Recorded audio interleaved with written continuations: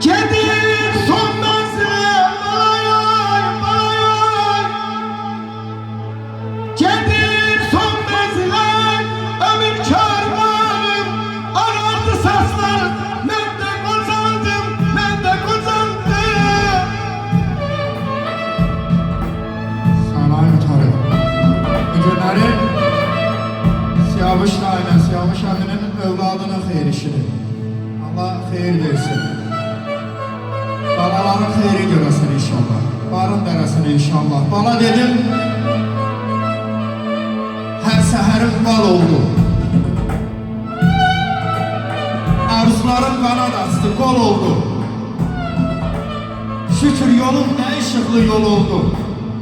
İstəyirəm övlad adlı közəməm. Balalarım qurban olum sizə mən.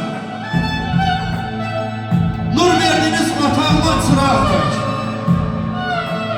Hem duruldum, hem çarladım bulaq tək. Elə sizlə iməklədim uşaq tək. Fərq qoymadım oğula mən, qıza mən. Balalarım qurban olum sizə mən. Yaxşıların hörmətinə sevindim.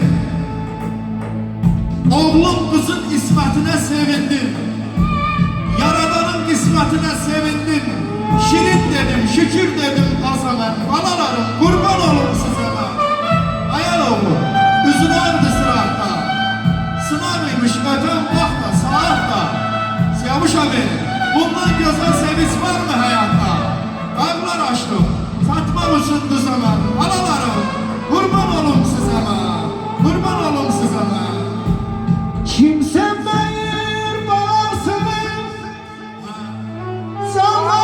Sandı bala, sandı bala.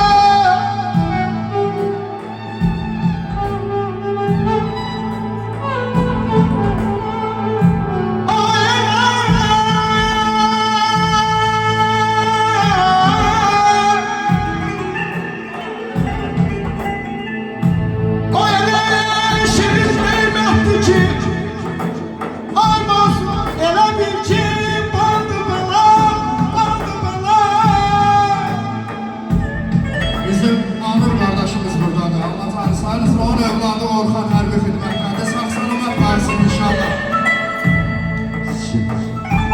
Zaman ömrü verib bana. Ay Anur, balam üçün yaşayıram. Allah görür bu dünyada balam üçün yaşayıram. Haramında gözüm yoktur. Bilen bilir çöllük koktur. Ne olsun ki diyen çoktur balam için yaşayıram. Derde qəmə bata bata korkmadım ki gələr xəta.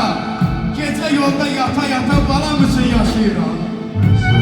Kim yaşamır yalan ömrü?